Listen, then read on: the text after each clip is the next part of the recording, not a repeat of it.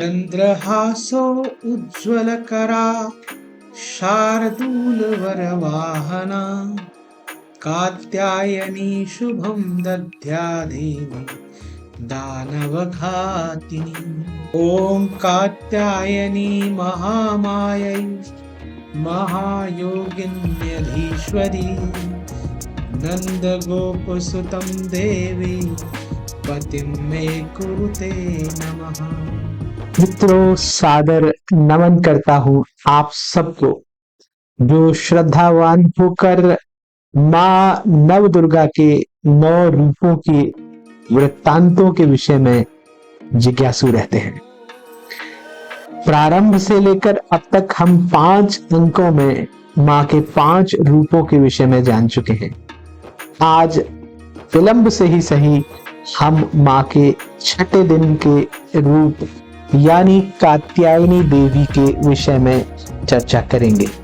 उम्मीद करता हूं कि आप इस चैनल को सब्सक्राइब करेंगे, वीडियो को लाइक और शेयर अवश्य करेंगे। मित्रों, माँ कात्यायनी नवदुर्गा का 6ठा रूप है। नवरात्र के इस 6ठे दिन इनकी पूजा अर्चना की जाती है। माँ कात्यायनी की एक विस्तृत कथा का परिप्रेक्ष्य आज जानते हैं। माँ कात्यायनी को शक्ति का एक प्रचंड और बलशाली रूप माना जाता है। यह रूप राक्षसों के विनाश के लिए प्रकट हुआ था और विशेषतः महिषासुर का वध करने हेतु माँ अवतरित हुई। इनका नाम महर्षि कात्यायन के नाम पर पड़ा, जिनके आश्रम में इनका जन्म हुआ। माँ के कात्यायनी होने और कात्यायनी के तौर पर एक ब्राह्मण ऋषि के पुत्री के तौर पर अपने आप को प्रवर्तित करने की कथा बड़ी अद्भुत है। आइए इसके विषय में बात करते हैं। मित्रों, कलिकाल में आज मनुष्य जब माँ को ईश्वरीय स्वरूप में देखता है तो उसकी भावना रहती है कि वो ईश्वर को भी अपने बालक या बालिका के तौर पर प्राप्त करे। ऐसी ही भावना कई समय पहले कई ऋषियों के मन में भी होकर आई। कात्यायन नाम के एक विशिष्ट ऋषि, जिनके द्वारा माँ को पुत्री के तौर पर प्राप्त करने की कामना थी, और माँ जैसा सबकी भावनाओं को पूरा करती हैं, कात्यायन ऋषि की भावना भी उन्होंने पूरी की। माँ एक बेटी के तौर पर उस ऋषि को प्राप्त हुई। यूं तो कात्यायन ऋषियों की जानकारियां अलग अलग हैं। कात्यायन जो गोत्र है वे कई ऋषियों के गोत्र उल्लिखित हैं। उनके वंश के अनुसार उन्हें कात्यायन कहा गया है। कात्यायन एक गोत्र परंपरा है और इसी परंपरा में कई ऋषियों का जन्म हुआ है, किंतु सबसे प्रसिद्ध कात्यायन ऋषि वो है जो माँ दुर्गा की उपासना करने वाले कात्यायन हैं, और वैदिक मीमांसा, व्याकरण और ज्योतिष के विद्वान कात्यायन हैं। विभिन्न कात्यायन ऋषियों के संसर्ग में थोड़ी सी बात कर लेते हैं। प्रथम कात्यायन महर्षि कात्यायन माँ कात्यायनी से संबंधित है। इन्होंने माँ दुर्गा की कठोर तपस्या की और यही वो कात्यायन है जहाँ से माँ कात्यायनी का रूप आया। देवी ने इन्हें आश्रम में कन्या रूप में दर्शन दिए और फिर इनसे इसमें अनुमति लेकर माँ अंतर्धान होगी।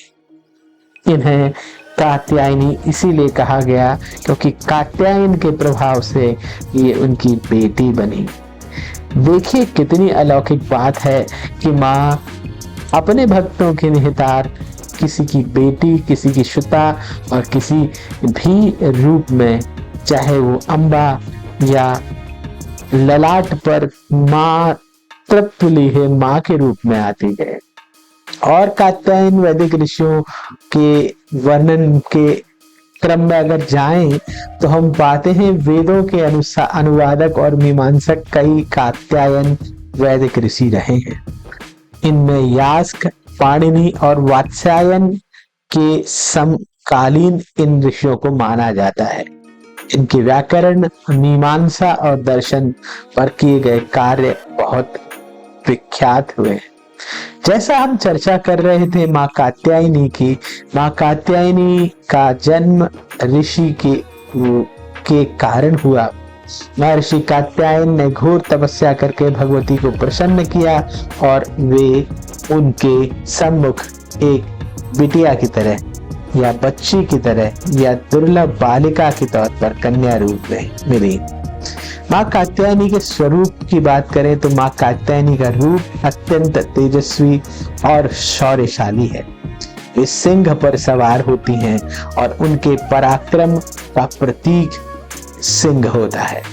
उनके 4 हाथ हैं, एक हाथ में उनके तलवार, दूसरा हाथ वर मुद्रा में होता है जो कृपा का प्रतीक है, तीसरा हाथ कमल पुष्प शांति और सौंदर्य का प्रतीक है और चौथा हाथ अभय मुद्रा में भय से मुक्ति का आश्वासन है। इनकी पूजा के आध्यात्मिक महत्व से शत्रुओं का नाश, जीवन की बाधाओं का दूर होना और विवाह में अविलंब जो गतिरोध आ रहे हैं उनका हटना हो जाता है। माँ कात्यायनी कुंडली शक्ति को जगाकर आज्ञा चक्र भ्रकटी के मध्य को जागृत करने वाली देवी हैं। इनके प्रभाव से बहुत सारी सिद्धियां पाई जा सकती हैं। माँ कात्यायनी इनके ध्यान मंत्र में एक अलग स्वरूप में परिलक्षित होती हैं। इन मंत्रों की जाप विशेषकर कन्याओं द्वारा विवाह में आने वाली रुकावटों के निराकरण हेतु होता है। माँ की व्रत कथा के संबंध में इन्हें ब्रज गोपांगनाएं कृष्ण को पति के रूप में प्राप्त करने के लिए भजती हैं। कहा जाता है कि ब्रजमंडल की अधिष्ठात्री देवी माँ स्वयं कात्यायनी है। इनके मार्गदर्शन पाकर मार्गशीर्ष मास में माँ की पूजा के द्वारा ये स्त्रियां श्री कृष्ण को भजती हैं और श्री कृष्ण को प्राप्त करती हैं। यमुना तट पर आकर तप किया जाता है। मिट्टी से माँ कात्यायनी की मूर्ति बनाई जाती है और एक माह के उपवास और भक्ति से ये गोपांगनाएं अपनी अधिष्ठात्री देवी माँ कात्यायनी को पूजकर श्री कृष्ण को वरण करने का स्वप्न पूरा करती हैं। इस तरह माँ कात्यायनी हर उस बिटिया की भावना पूरी करती हैं जो अपने लिए एक अच्छा वर चाहती है। माँ की साधना के बहुत सारे लाभ हैं। शक्ति, बुद्धि और पराक्रम की प्राप्ति, गृहस्थ जीवन में सुख शांति, वैवाहिक जीवन में समरसता, आत्मिक और आध्यात्मिक उन्नति, ये सब साधकों के लिए है। यदि आप ध्यान और योग की साधना करते हैं तो माँ कात्यायनी का ध्यान करना आज्ञा चक्र प्रकृति के मध्य को जागृत करने में सहायक होता है। माँ की कृपा से अंतर ज्ञान बढ़ता है, निर्णय क्षमता विकसित होती है, मानसिक एकाग्रता भी बढ़ती है। आधुनिक समय में माँ की पूजा उपासना की विशेष प्रासंगिकता है।